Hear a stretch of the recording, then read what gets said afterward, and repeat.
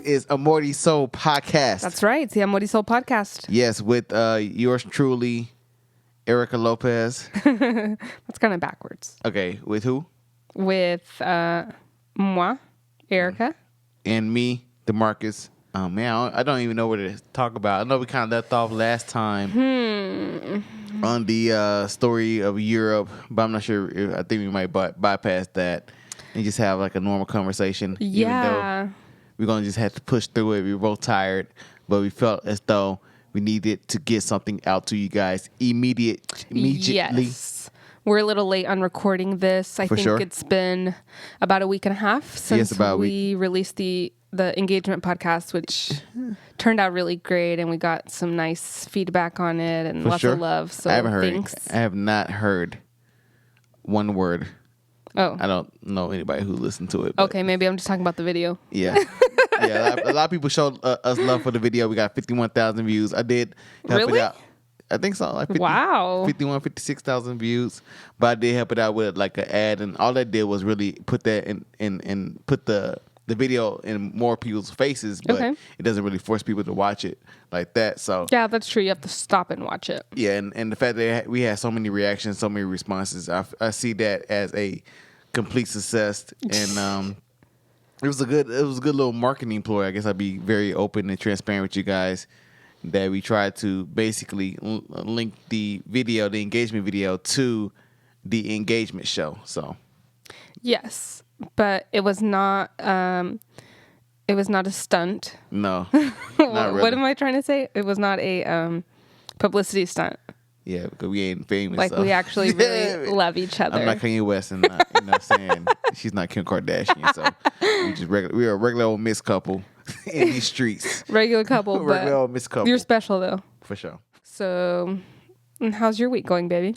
My week is going pretty well. It's a full week for me. If you guys do not know, I work at this job that allows me to have work 9 days, and then I have an off day. And that off day typically is a Friday. Yeah, so not 9 days in a row. Yeah, it's not 9 days in a row. It's like I work 4 days on one week and 5 days on the other. Yeah. And so this week is a long week, unfortunately. And it's hilarious. This week is a long week, unfortunately, and it's getting longer by the day by just the craziness going on. But right now, I'm really focused on doing some shoots that I have planned for this weekend. Not to date the show, but I got 2 dope shoots. One is a mock bridal shoot. Styled shoot. Yeah, bridal styled shoot.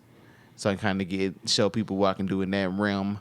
And also got this high school graduation shoot, so I can show people what I can do in that realm. Yeah, it's actually my niece, so that'll be cool. It's going to be a wrap for you guys in the DFW area, you photographers. Yeah. I'm sorry. It's going to be a little arrogant, but I'm coming for you guys. She's going to have the best graduation pictures of all her friends.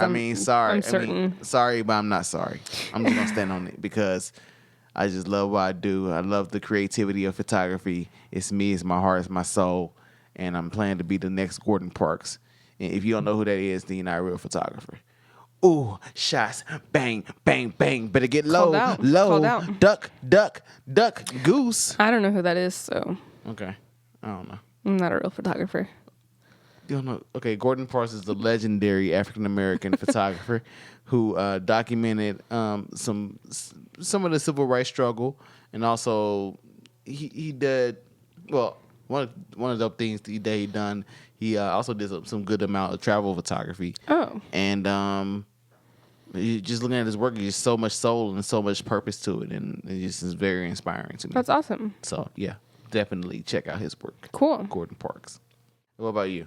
I had a little, I had an aha moment this week about priorities and excuses, and I had to be honest with myself about excuses that I've been using to not work hard.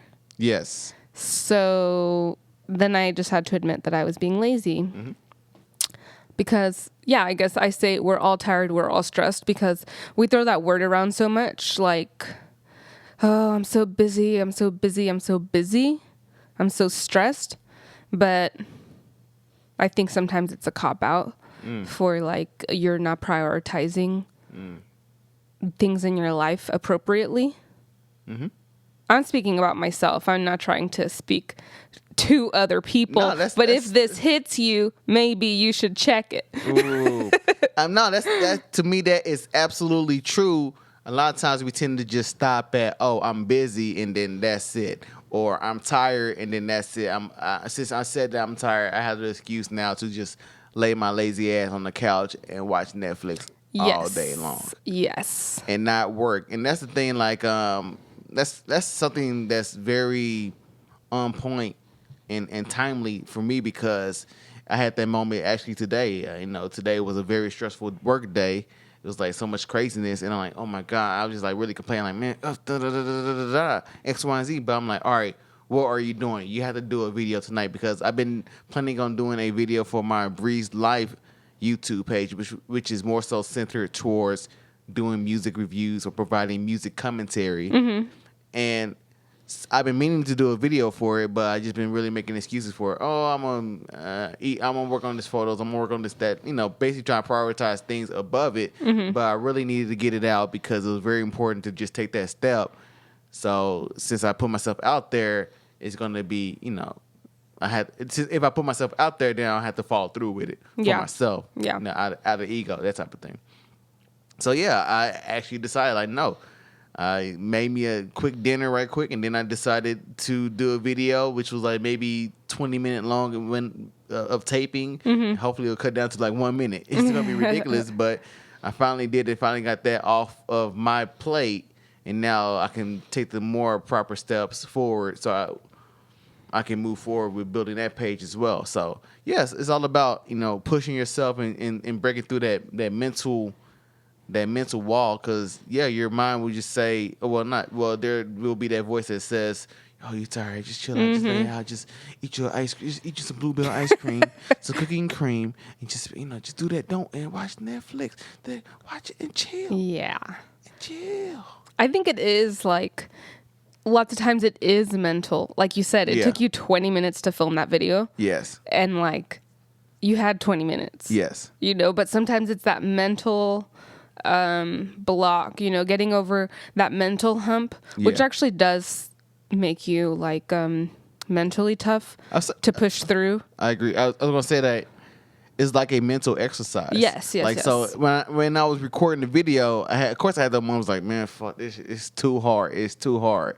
But my mind like, no, it was like as if I was jogging around the neighborhood and I was going to stop. You kind of tired and you kind of like you don't have energy, but you still push through. I had that mental moment like, no, keep going, do it over and over until you get it. And then once you get done and once you finally achieve what you wanted to achieve, then you like pat yourself on the back like, oh, I fought through it. And since you're at that point, you know that, all right, all that mental, I'm tired, I'm busy, that's just words that to give you an excuse to not do something. You can push through it and do it. So that's true. It is like mental exercise. I mean, when you work out, like you get stronger. You crying? No, I'm not crying. I yawned. Okay. She's crying. It's so beautiful. Because I'm tired. Mental strength is so beautiful. I mean, I wouldn't be surprised if I did cry right now. Yeah. I've been kind of emotional. Okay. What do you think, Dixie? Literally, Dixie's just staring at us right now like... Creepy dog. Really? What are y'all doing? Yeah, she watching me poops. Really? I don't know. Okay. So, yeah, I had that aha moment this week, and I feel like whenever you have those moments or whenever you have kind of like a burst of energy or a burst of motivation, you have to ride that motivation all the way through. I have a question for you. Yeah. So what's the biggest voice, or what's that voice that goes off in your head? What does it say the most? Like, what's the biggest excuse that goes on? I have one. The biggest excuse? I don't know. Honestly, I think for me, it's like, it's too much going on. Like too many balls are in the air. But like, maybe that just means I need to learn how to juggle better. I don't know. Yeah, that's a good one. What about you? Yeah, I forgot mine. I was so good. I forgot mine already. Because it's tricky. Like, it's so tricky because I definitely believe in balance. Oh, I got it. Okay, go before you lose it. Okay. All right. So for me, the biggest voice is like how people will perceive it. It's like me, my hunt or my longing to control people's reactions. That's my biggest thing. And I had to keep telling myself or keep saying, like, I thank my mom. Thank God for my mom, first and foremost. Thank God for my parents, first and foremost. Thank God, first and foremost. First and foremost? First and foremost.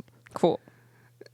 That thank God for my mom in particular for teaching me the Serenity Prayer. I can't.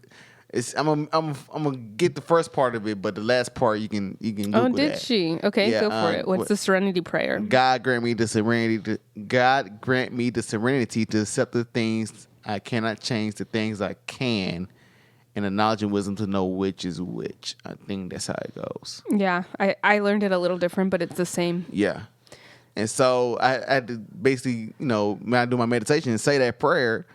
So I realized that I can't control how people react to my videos. I can't control how people react to my photos. Only thing I can do is do my best.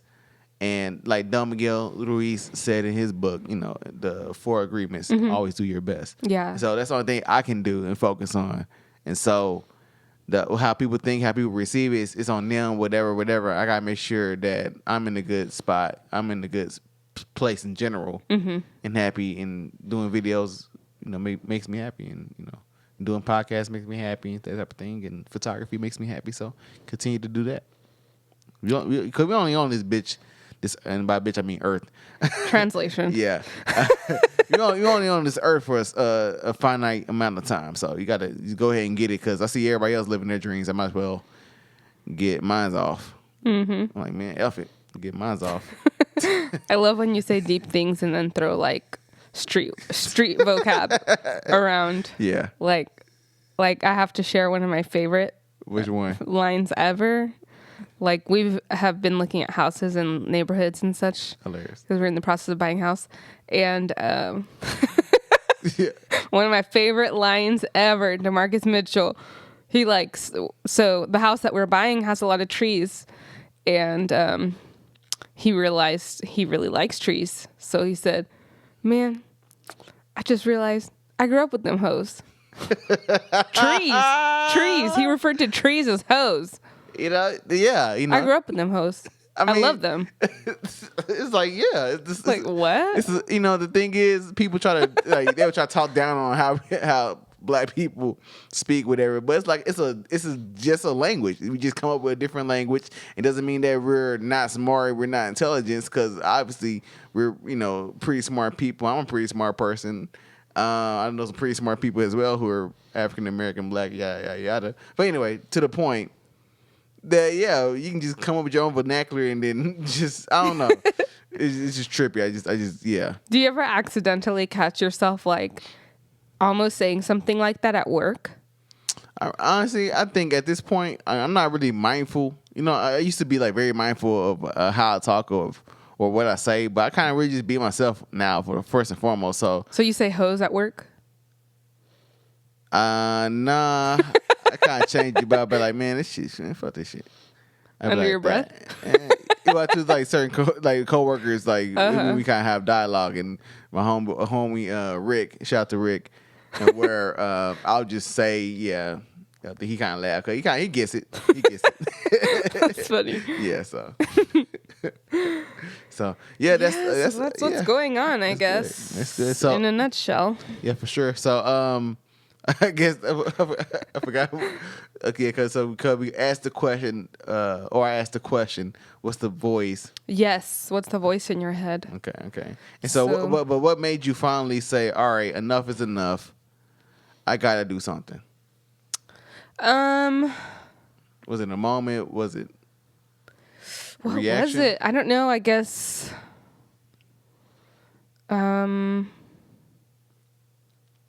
Honestly, for me, I guess it's like, so I listen to a lot of podcasts, and I really enjoy them, you know, and they like spur good conversations between us. And like something that I've been listening to a lot lately is the Casey Crew podcast, Yeah, which shout is out. DJ Envy and his wife Gia Casey. Yes, sir. I really enjoy their podcast, and I always talk to you about it. I don't think you listen to it, but Not at all. it's basically like you do because I tell you every single thing about it whenever I listen to one episode. Hilarious. I'm pretty sure. So, yeah, I just realized, like, not realized, I mean, I knew, like, how much I enjoy it. And you laugh, you think about things, you have good conversations about whatever they're talking about. Mm-hmm. And I don't want to just consume, you know? I don't want to just consume things and enjoy them, and that's it. Because at that point you just receiving. Yes. And you're not really giving your ideas out. Exactly. Because I guess that's a good point. Because that now made me think that if you're constantly consuming, it may be hard for you to even form your own opinion. Yes. Or be your own self to a certain degree, because you're not.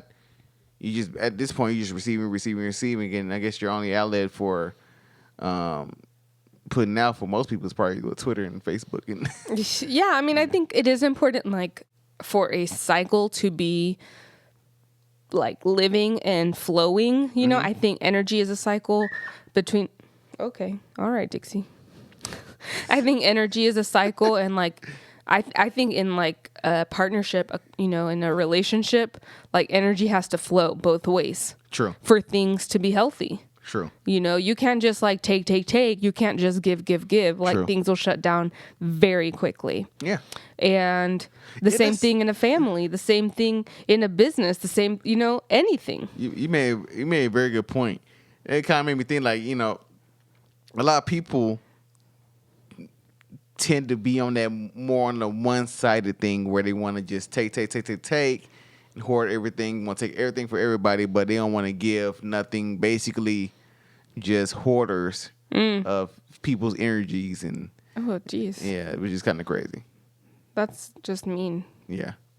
But yeah, I mean, I think maybe it's easy to become that way because we are such a consumer driven society. Yeah. We're just, especially now, like we're just used to like podcasts on deck, Netflix on deck, Yes. Amazon Prime, like everything at your fingertips. And you don't realize like how much energy, how much effort, how much money, how much time goes into creating all of these things. Mm-hmm.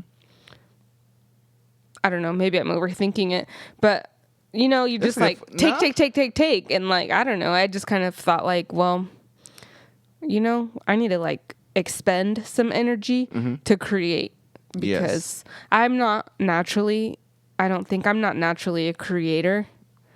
Like I'm not, between us, I'm not the creative one. Yes. Who's the creator? You are. Okay. Yeah. Okay. Yeah. Maybe that's obvious. Yeah. Between my mom and my sister, I'm not the creative one. Like they are amazing. My sister throws bomb birthday parties for my nephew.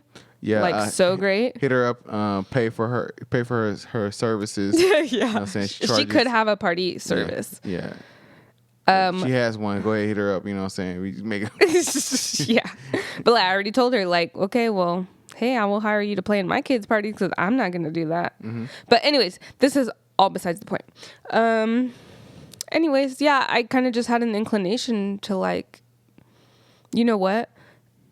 Even if it doesn't come naturally, I think it's important to try. Yeah. And to like put forth the effort. And I think it will get easier. But sometimes I have that mental block. Mm-hmm. And like, okay, I just need to get over the mental block. Exactly. And that's the thing, like, again, as I go back to the video, my main thing was, all right, so at the points where I'm like, oh, this stuff, like, it's so tough. You know, I sound a little whining, a little.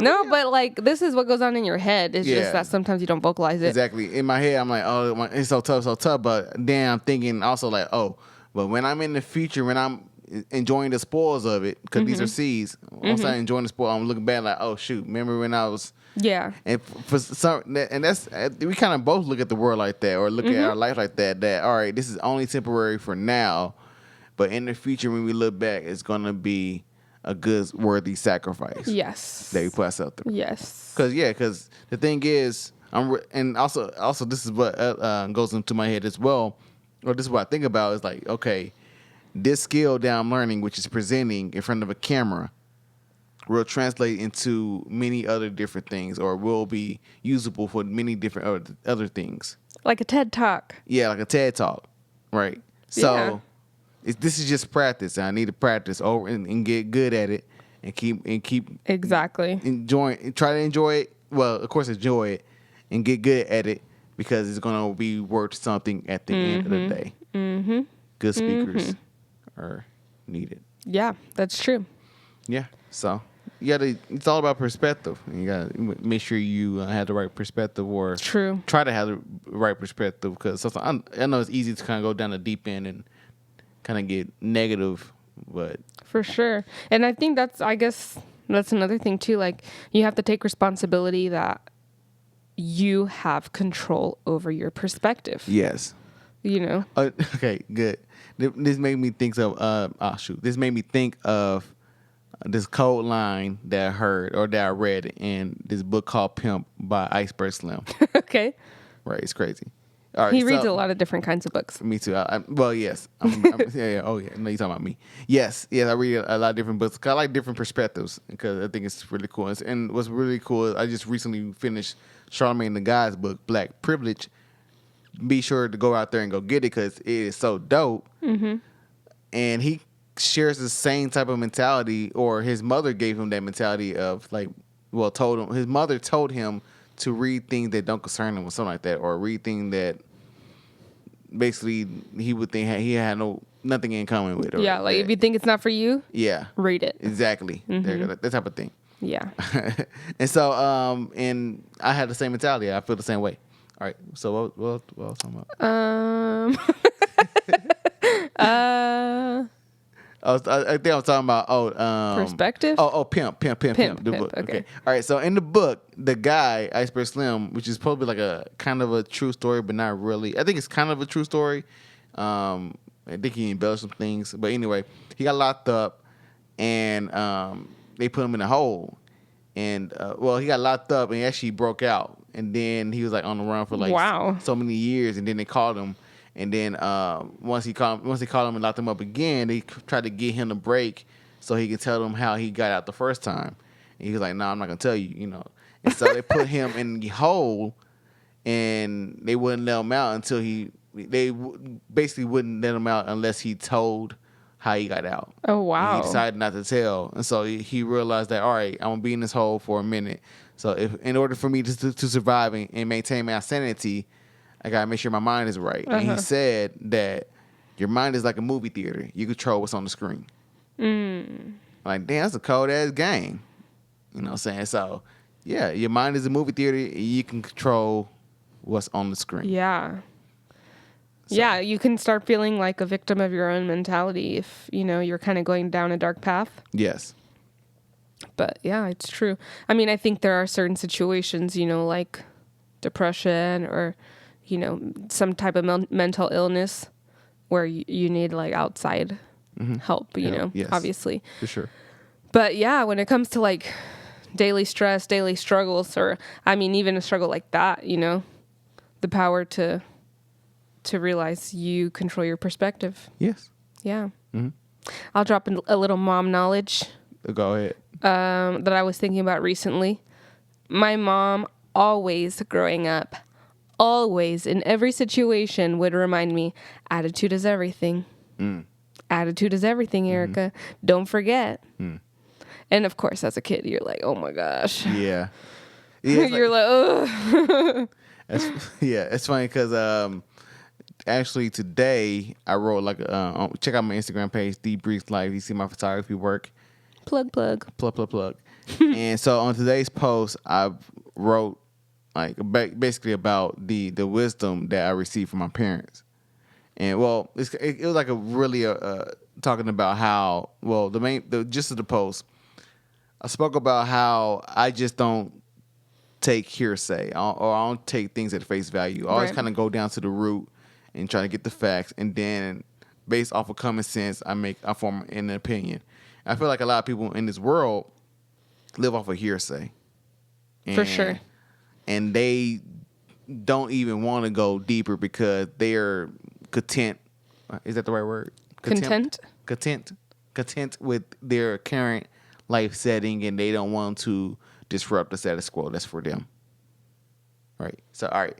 And so in the post, I spoke of just how, like, two things amongst many, two sayings that I always heard growing up. One was from my dad. Use your head for more than a hat rack. So, always use your head. And then for my mom, always listen because you never know when you will need the information. Wisdom.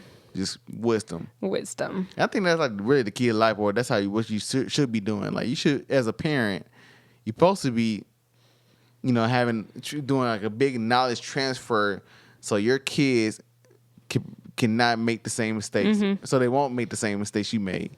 Like a big knowledge transfer of wisdom, and then they take that knowledge transfer and they learn. They then take They then take the old wisdom or the wisdom that they got from their parents, and then they get built upon that their new wisdom, and then they their pass life wisdom, and then pass that down to their for kids. sure, and kind of let that stack up, and then booyah, empires are built. Yeah, that's I feel pretty blessed that we both have parents that like have passed down wisdom. Yes. To us, but this makes me think about an unfortunate situation that you witnessed at the grocery store. Do you want to talk about that? What are you talking about? The dad and the teenage daughter? Oh, that was a while ago. That was a while ago. A while ago? That was a while ago. It was last weekend. Was it? Yeah. All right, so let me see if I remember. I went to Kroger to get some things, and then I was checking out, and then I think the girl... It was this young teenage girl. Well, all right, so it was this family. The mother, father, daughter. Well, two daughters. There's an older daughter and a younger daughter. I'm trying to set the stage. I'm trying to be better at speaking. Okay. Bear with me. And so the older daughter must have gotten in trouble earlier because the father was kind of fussing at the daughter. And I overheard him say, "You can't tell the difference between two? You already got in trouble before, earlier today. Da-da-da." I'm like, okay. I kind of looked over and see a tall dude, like, all right, whatever. And then so they're done with their transaction. The older, the girl who's in trouble reaches over to grab the receipt and gets the receipt, and then tries to get the receipt to her father. And her father says, "You shove that up your butt." I'm like, damn, it's fucked up. The father. The father said that To the daughter. "You shove that up your butt." That's crazy. I'm like, okay. All right. Because if that's what he says in public, oh yeah, what happens you at little home? cunt. Oh my gosh. I mean, shit. That's just horrible. Like, I personally, because it makes me uncomfortable, which is just like, it's selfish. I know it's not in the best interest of the other people, but Yeah. I hate seeing, first of all, couples fight at the grocery store. Happens all the time. I don't know what it is about the grocery store that is so stressful. Because they can't make decisions together. Apparently, you can't even pick which pasta You sauce want you almond want. butter? I want peanut butter. I know. I'm allergic to peanut butter. It's literally like, Yeah, they can't make. put a couple in grocery store, see what happens. They can't make a decision. They can't make and they better not go on a trip together. Then it'll test your relationship. That'd apparently, be a disaster. But that's just so annoying. Like, that makes me very uncomfortable. And the same thing, which is even worse, is seeing parents speak to their children in that way in public. It's unfortunate. Yeah. But then it's like, oh, it's just, I'm uncomfortable, but it's actually really unfortunate for the child, because that can be very humiliating to a kid. Mm-hmm. That can have really negative consequences when a parent humiliates their child in public. It's very sad. I agree. Happy thoughts now. Happy thoughts. Well, that made me think about that video you showed. You showed me, or what? About that family. Oh, the YouTube video. Yeah. Yeah. So there's this YouTube channel. It used to be. Yeah, I don't know if it's still up. I think it is still up, but I can't remember the name. It shouldn't be mentioned anyways, because these parents basically created this whole YouTube channel where they prank each other and they prank their kids. And the kids are little. They're like 8, 10, 6, you know, whatever. There's probably like 3 or 4 kids. I can't remember. But there was a lot of like internet kind of controversy because they had a video where they pranked the kid, kind of like saying like they spilled invisible ink on the carpet and then they blamed it on the kid. And the dad is like yelling and freaking out, cussing the kid out. Okay. The kid is probably 7 years old and he's cussing him out. It's a you said it's adopted kid or is it? No, it's just the father and the stepmother. Okay. And the kid, in response to the dad yelling at him, is freaking out, crying. I didn't do it. I swear I didn't do it. I mean, hysterical. And then at the end of the video, they just say like, it's a prank. Just kidding. Just kidding. And that's and you know it's bad because like all right, as a black person, it's a white family that we're watching here, right? So as a black person, you know we live in this racist as America, and I could have been petty and be like, ha, you know, look at dysfunction, but I felt bad like this you know because I have a soul. Like, yeah, that's messed up. Let's call like come on little homie, come on little Timmy, let's go get some ice. Let's go get some gelato. You want some gelato, Timmy? Yeah. Cause I was messed up. And that's messed up. Yeah. So they got investigated by CPS and everything. And yeah. Yeah. So not only are parents yelling at their kids at Kroger, they're also doing it on YouTube for their own personal gain. Yeah. Oh, you know, okay, all right. So that made me think about what about we're just like going off tangents. Yeah, I know. That's like, cool. what about like well, dang. I guess you don't really. Okay, all right. So I'm thinking about like in the office when you hear people yell at their significant others. Oh, on the phone? Yeah, on the phone. I've totally heard that. Yeah. That's very awkward. That's so awkward. Yeah, this is really weird. No, I had an old coworker who I told you you're not gonna pick up the what are you doing? Yeah, I had an old coworker who not only would talk to her husband so disrespectfully, if that's the way to say it. He was bigger. What? No. Oh my gosh, really? Well, you caught that late. That was weird. That was weird. Well, she sat in the cube right next to me, so I could hear all her phone conversations. But she would talk to her husband so badly, and then her kids would yell at her on the phone. Like, they sounded like brats. They were like 10 and 12, and they would call their mom. Bring home Call of Duty, Mom! Yeah, they were like that, and then they would yell at their mom, and they would hang up on her. She would be like, Tim, hey. She'd hang up the phone. Like, no, you can't go to your friend's house. Hello? Bring me Mountain Dew, bitch. They would hang up on her. That's cold. Dang, I was like, man. Yeah, okay, we're going to call this the random show. It's so random. It's so random. Like, if your household is so, like, dysfunctional that it bleeds out into your work life and all your coworkers know your house is dysfunctional, it's very dysfunctional. But then, you know what's crazy about it? Some people actually own the dysfunction. I mean, I applaud them, but then they kind of almost make it like a joke, but it's a bad joke. Yeah, because they're embarrassed. Yeah. Yeah, you know, my wife cheating on me again. Like, it's a coping mechanism for sure. To be like, crazy, you know, to be like, he's sleeping on the couch again. Yeah. This month. Like, okay, that's not normal. He wants to smash the secretary, I'm in pain. I'm gonna kill myself. Yeah. It's weird. Yeah, it's bad. But it is kind of weird how like society plays these weird like we see like we up here on a high horse. I know. But I'm sorry, there's some really dysfunctional people out there. Yeah, man. We gonna have to just tell the truth. I mean, like, that's the thing. Like, that's my compass. Sometimes, like, the thing is, all right, I want to always be truthful. You know, I haven't told a lie since a couple months ago. I'm kidding. Yeah, and so like, I mean, you know, in your heart, if you told a lie, I don't have to know. Okay, that's how serious as hell. Like, like, get that bitch out the closet. You know, it's like, hey, the Lord knows. Hilarious. Okay, I don't know. All right. Anyway, So what else? You threw me off.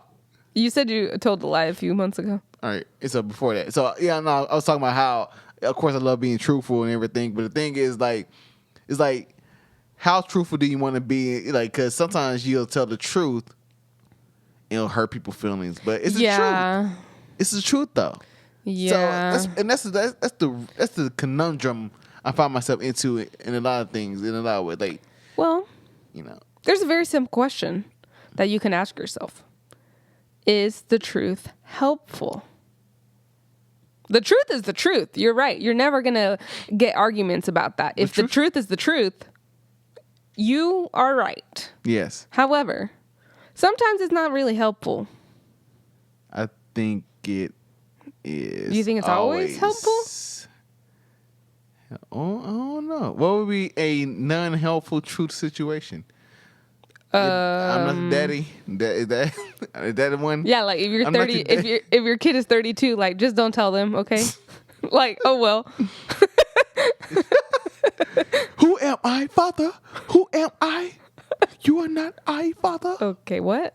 I don't know. When is the truth not helpful? Yeah, when's the truth not helpful? Like when someone's hurting and like they already know the truth. You don't have to tell them the truth again. Oh, like she's crying because she's fat. I'm not fat shaming, but all right, you crying because you are. Yeah, fuck it. You crying because you fat, and then you be like, well, you can go work out. You're like, well, you did.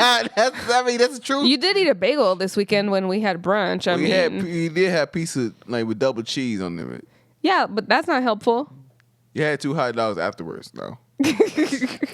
I don't know. I can't Chinese food, though. Think of a great example. And Chipotle, though. And Chipotle, though. Yeah. I think that'd be an example, something like that. Something like that. All right, I'm tired. Uh-oh, you're tired? Yeah. Okay, well, we're going to wrap it up. All right, so thank you guys for tuning in. Go to the Amorti Soul Facebook page. Make sure you comment, like, subscribe on the YouTube page. We have an Instagram page, _Amorti Soul. Yep. That's it, right? Those are all of our socials. The Breeze Life for my personal social. EE Lopez 11 Yes. is my Instagram page if you want to check it out. Yes. It's random. The Breeze Life is for Instagram and Twitter and also Facebook. And yeah. So we're going to try to get a podcast up every week. Yeah. Try. Keep saying it. I mean, but that's the cool thing about it because we're gonna keep saying it and then we fall down, but we're gonna get back up and just like, all right, F it, let's go, keep going. F it. So yeah, that's the thing. Like, yeah, we're gonna do it. We're gonna do it eventually. So, all right, much love to everybody, and we out. Thanks for tuning in.